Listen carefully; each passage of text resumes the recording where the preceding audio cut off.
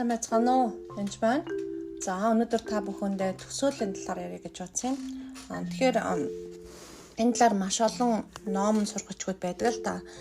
Одоо юу хүсэж байгаагаа баг одоо авсан гэдэгтээ итгээ төсөөлж бод хар мар гэж төсөөлж идэг. Тэгэхээр төсөөлөл бол миний амьдралд маш чухал үр гүйцэтгэдэг. Ялангуяа би зөвлөхийн хичээл дээр Христийн одоо идэвхрэлүүдийг төсөөлж харах, хамт очих, залбирах тохиолдол би заадаг ба. Гэхдээ яг төсөөлөл болон иш үзүүлэлтийн төсөөлөл одоо үзэгдэл хоёр ялгаатай гэдгийг хэлмээр байна энэ удаа. Тэгэхээр ихэнх хүмүүс болохоор одоо тийм төсөөлж хараад одоо дуртай юм өөрийнхөө хүссэн юм төсөөлж хараад тэрийг авах гэж одоо тхийгээс авах ёстой, захиалах ёстой гэдэг нь заадаг л та. Нууцдаг ном энэ төр тий. Тэгэхээр тэрнээс би одоо өөр юм ярих гэж байна. Тэр эзнээс өгж байгаа төсөөлд imagination буюу бодох явдал бол ялгаатай зүйл байгаа. Жишээлбэл юугаар ялгаатай мээр их сурвалж нь ялгаатай. Та хүснээ авах гэж байгаа. Нөгөөх нь бол эзэн танд юу бэлдсэнийг харж байгаа хоёр ялгаатай. Хамгийн зөвийнийх эзэн харуулж байгаа байхгүй. Жишээлбэл одоо машин авах гэдэг ингэж яриа л да. Тэгээ машин авах гэж. Тэнгүүт би ямар машин авах хэрэгтэй вэ? Надад юу хэрэгцээтэй шаардлагатай байна вэ гэдгээ залбирч асуугаад за ийм мөнгөтэй ийм машин байгаа би заримдаа үзэгдлээр хардаг, заримдаа ч ер нь ихэнхдээ хардаг. Хараад тэр машиныгаа харжаад авчдаг. Нөгөө талд нь болохоор би ийм машин авмаар байна. Энийг аваач гэж төсөөлөө тэрийг унж байгаа ч юм бодож байгаа төсөөлөх бол өөр байна. Тэгээ их сурвалж нь ялгаатай байна. Нэг нь бурхнаас танд ирж байгаа энэ хамгийн зөв шүү гэж байгаа мэдээлэл, нөгөөд болохоор би хүснээ авах гэж байгаа тийм зүйл байгаа. Тэгэхээр бидний тэр төсөөлөн бодох явдал маш чухал юм. Авсан гэдэгтээ итгэж бодох явдал дээр ялангуяа залбирж явах үед жишээлбэл бичиг баримт авахад би ингээ яг пассворд авцсан байгаа юм. Яг бичиг баримтаа гартаа авцсан байгаагаа бүр тэгээд тэргээрээ одоо юу гэдгийг хил галаар гарч байгаа онгоцны бодлоор байж байгаагаа шууд харж байгаа байхгүй залбирж явах үедээ. Энэ нь болохоор би төсөөлж бодож байгаа юм биш, үзэгдлэр харж байгаа юм. Хэрэг үзэгдлээр тэрийг харчих юм бол залбирж явах үедээ иш үзүүлгийн үзэгдэл явж байгаа байхгүй. Харчих юм бол шууд итгэж байгаа юм. Эзнээс энийг зөвшөөрсөн өхөн тодорхой юм чинь итгэж байгаа. Тэгэхээр ямар ч эргэлзээ байхгүй болж байгаа. Авсан гэтээ итгэн гэдэг нь шууд сүнсэн дотор авчиж байгаа байхгүй. Тэгэхээр одоо эргэлзэх ямар ч эргэлзээ байхгүй болчихж байгаа. Тэгэхээр энийг ойлгох явдал маш чухал юм. Тэгээ ихэнх хүмүүс одоо хуурай ингээд нөгөө химэл цэцэг шиг нэгсэндээ би төсөөлж бодоол тэрийг бол ингээд итгэж мэтгээл ингээд унцсан байгаагаа болж ингээд төсөөлөд болчихно даа гэд маш тийм шунлаар ч юм уу те өөрийн амбицаар хүсэж гуйдаг л та. Гэтэ яг цагаат болохоор бурхан чиний бодсоос илүү өгнө гэдгийг мартаж болохгүй. Жишээл Эфес 3:19-ыг уншъя. Мэдлэгийг давдаг Христийн харийг мэдсэн та нар Бурхны бүх дүүрлэр бэлэх болтугай гэж. Тэр үнэхээр мэдлэгийг давдаг Христийн харийг мэдчих юм бол Бурхны бүх тэр бурхан танд үнэхээр хайртай гэдэг мэдэрстэй. Хайртай хүндээ юу ч өгөхөс буцахгүй байхгүй бурхан. Сайн сайхан амьдасаж үнэхээр хүсэх юм. Гэхдээ тодорхой хэмжээгээр зовлон туулж болно л да. Тэгтэл тэр амьдрал дээр тулж байгаа тул зовлон болгонд хамт байх гэж, хамт туслах гэж хичээдэг байгаа бурхан. Тэгээ Бурхны бүх дүүрлэр бэлхэх болж байгаа. Эдгээр дотор нь маань ажилдаг хүчний дагуу гуйх буюу бодох бүхнээс минь илүү хэмжээшгүй бэлхлаар үгэлдэх чадвартай гэж байна. Түүнд алдарн чуулган дотор бүх үеийнхэнд Христийн дотор үеийн үед байх болтугай амен гэж байна. Тэр Эфес 3:20 дугаар эшлэгийг хараа. Бидний дотор байгаа хүчний дагуу бодох буюу бодох тийм үү? Бодсоос илүү үрэг гэж байгаа байхгүй.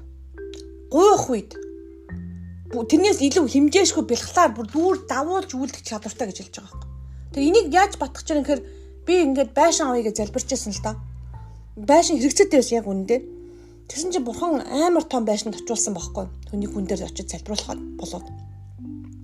Тэгээд залбирах га тэр айлд очсон чинь маш гайхамшигтай гоё айл байсан. Тэгээд чи төсөөлж харж чадахгүй байна. Чиний бодсноос илүү хэмжээшгүй бэлхлаар би үлдэх гэж чи надад хязгаар тавиад гэд төсөөлж чадахгүй, бодож чадахгүй, гууж чадахгүй, асууж чадахгүй тэгээд байна гэж хэлжсэн. Тэр би үед асгартлаа уйлсан байгаа. Эзэн минь уучлаарай. Машин дотроо гэд тэр тухайн одоо годомжоо ороод ирсэн чинь хэцүү байсан. Дараа нь би ингээд залбирах үед хуршүүдээ харсан байгаа. Би залбирах үед эзэн гэд миний тэр хуршигаар ямар сайн гоё хурш байсныг хараад эзэн энийг хүсэж яхад би гууж асууж залбирч чадахгүй байгаа юм байна гэдгийг харсан. Тэгэхээр та ялангуяа юм гуйх хүмүүс одоо аврагдах ч юм уу эзэн ингэж боддог л да одоо эзэн нэг муухай ааштай хүн залбирлаа хамгийн дээр тавихаас тэрний залбирлыг мартцсан, баахан цаасны дор орцсон юм шиг хаана байгааг мэдэхгүй залбирлаа сонсох гэж хичээж амар хэцүү зовдөг.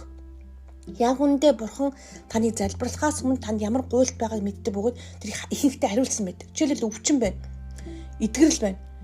Есүсийн шархаа эдгэрсэн гэж бүр 2000 жил өмнө Есүс хийцсэн байгаа байхгүй. Бурхан аль үшээ төлөвлөд хийцсэн байгаа байхгүй. Тэрийг авах явдал байгаа. Чиний бурхан үнэхээр бурхан чамайг гуйхаас ч өмнө тэрийг хийцсэн байдаг. Бидний бодсноос гуйснаас илүү төлөвлөж ихийг өгөхийг бэлхмаар дүүрхийг хичээдэг байгаа. Библийг авсуудаж гисэн дэр хүмүүсийг ч тэр тарих талыг, бизнесийг, ажлыг бүгдийг бэлдсэн байдаг. Тэгэхээр эзнээс гуугаад эзэн хариулахгүй байгаа биш бид нар заримдаа харахгүй, тийг сэтгэж бодож гуйж чадахгүй, тэрээ дээрс нь залбирлаараа авч чадахгүй тийм байдал бид нар заримдаа байдаг. Тэгэхээр үнэхээр өөрсдийн яг энэ залбирлууд шунахаар л өөрсдийн бас буруу дутуу сэтгэлгээ тэрэ бүгдийг нь явуулах хэрэгтэй. Эзний хүсэл юу юм бэ гэхэд үзэгдлэр үнэхээр эзний хүслийг харж тэрэндээ бүр итгэж авсан гэдэгтээ итгэж байх хэрэгтэй.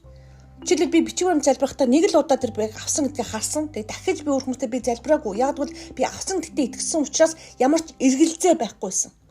Тэр эргэлзээтэй байх юм бол та дахин залбирч болно. Гэтэ үнэхээр хартлаа үтгэлээ харуулаач эзэн минь гэд үнэхээр тэрэндээ итгэж бүр ингээд төсөөлөн бодхоос илүү бүр үтгэлээр харах явдал чухал.